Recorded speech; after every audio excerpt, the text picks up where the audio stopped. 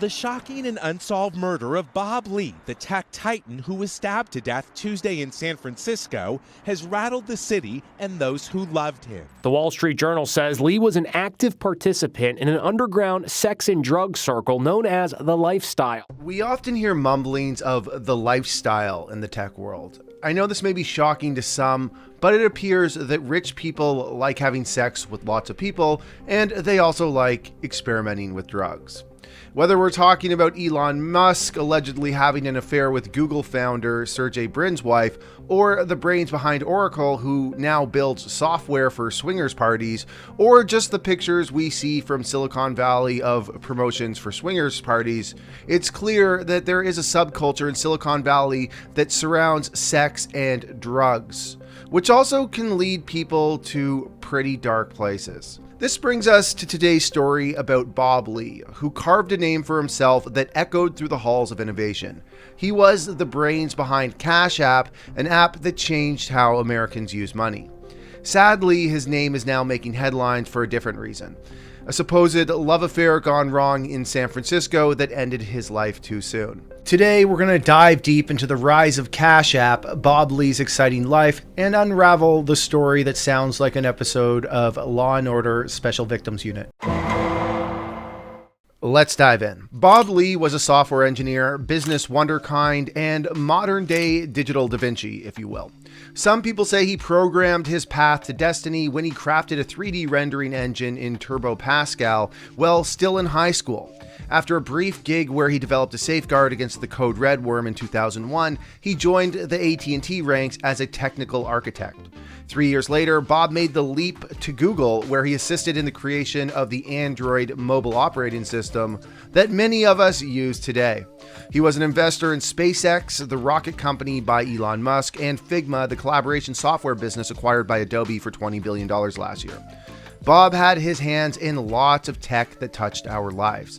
But the biggest one came when Square hired him in 2010, where he earned the title of Chief Technology Officer after initially assisting the firm with their Android app, which today is used by all sorts of Americans and loved by, well, rappers. So what is Cash App? Launched in October 2013 under Square, Cash App had a singular mission: simplifying money transfers among friends and family.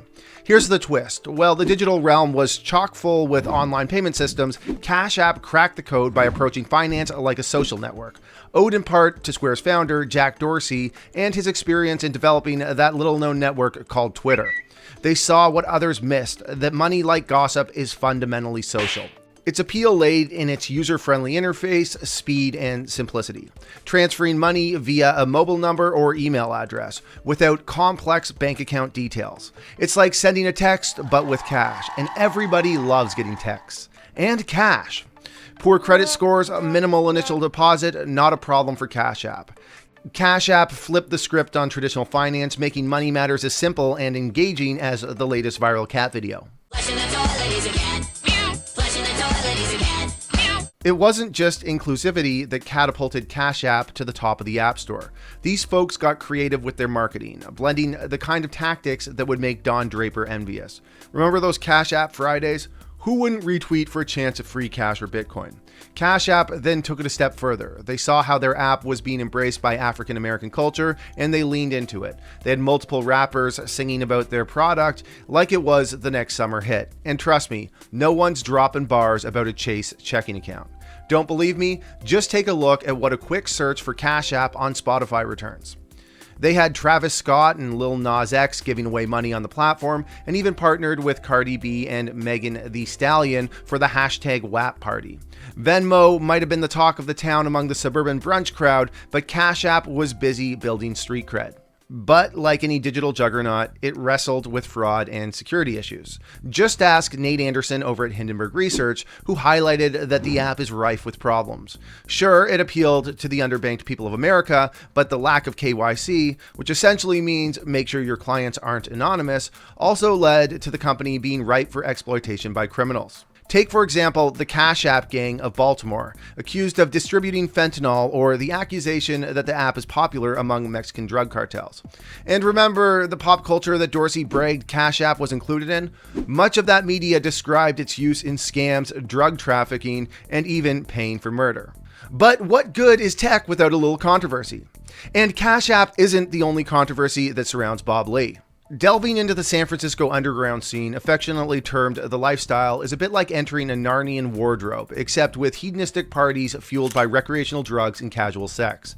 It's a playground for the Bay Area society's upper crust, where the lines blur between friendship and bedroom affairs, all while navigating the hazy avenues of cocaine-infused revelry. Bob Lee was reportedly a regular in this whirlwind of nocturnal frolic. Picture a tech Casanova who favors Teslas over roses, all expense-paid trips to Tulum over candlelit dinners, and think less romantic walks on the beach and more raving in his underpants for a $5 entrance fee. That's our Bob, living at large, one epic night at a time. Yet, the endless carousel of fun concealed a darker underbelly. Friends noticed changes in Bob's behavior, citing the crowd he was running with as questionable at best. Think more Wolves of Wall Street than Knights of the Round Table. High-functioning, intelligent, but with a taste for the edgy and unconventional. Nevertheless, the thrill of the ride blinded Bob to the perils lurking within his circle, especially as his financial generosity made him an easy target for the unscrupulous. Friends recounted how he splurged on his loved ones, buying a Tesla for a girlfriend and replacing a stolen iPhone for an ex. These actions, while seemingly harmless, painted a picture of a man increasingly susceptible to manipulation. This brings us to the tragic death of Bob Lee.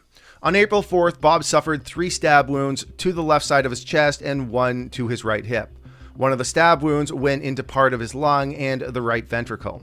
The toxology report showed Bob had cocaine, ketamine, and alcohol in his system at the time of his death, although the substances were not indicated as a factor in his death.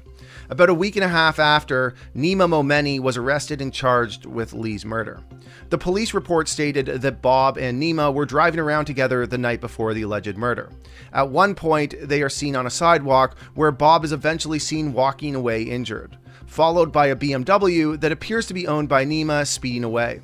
Footage obtained by the Daily Beast then showed Bob struggling for help as he bled to his death.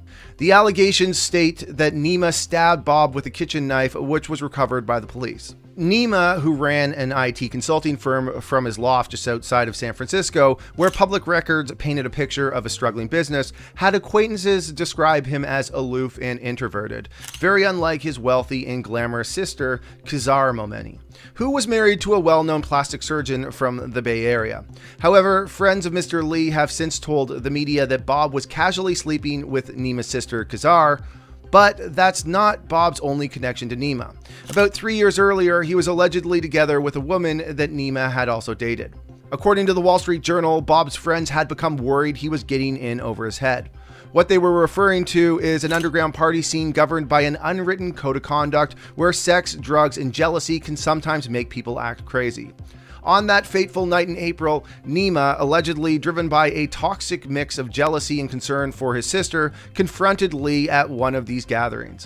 Adding a dose of digital strangeness to this tale, Kizar was found to be texting Lee during his final moments, thanking him for handling her brother with class. Of course, Elon had to pipe in, who since spending $44 billion on Twitter always has to let us know where he stands on every single issue. He leveraged Bob's death as political fodder to criticize San Francisco's crime rate and act District Attorney Brooke Jenkins labeled as reckless and irresponsible. As if 10 times more policing could have stopped someone from stabbing another person on a sidewalk with a kitchen knife in the middle of the night. So let's wrap it up. As we turn the final page on the shocking saga of Bob Lee, we are reminded that success, wealth, and recognition, while dazzling, are not shields against life's most brutal realities. I never met Bob before, but people seem to say really nice things about him. He apparently kept a list of 20 close friends on his phone to remind him to check in on them regularly, just to see how they were doing. I wish I had the time and selflessness to do those sorts of things. Sex, drugs, and rock and roll is how I think many of us would live our lives if we had the kind of financial success Bob did. And no matter what your status, life is complex and full of unexpected turns. From what we can tell, and we're told there's more facts coming, Bob was just living his life and happened to piss off the wrong person. And just like that, it was all taken away from him. A sobering reminder to appreciate every day you get and make sure to let the people around you love know you love them. So guys, we just recently launched this channel and we noticed that 99.9% of our viewers are not subscribed. So if you enjoyed this video, we need your help in growing this channel. By subscribing, that would help us keep the lights on and make sure that our crews have jobs in these uncertain times. So please hit that subscribe button and we promise to make more quality videos that I'm sure you're going to love. All right, everybody, thank you for watching. Let me know what you think in the comment section. I love you all.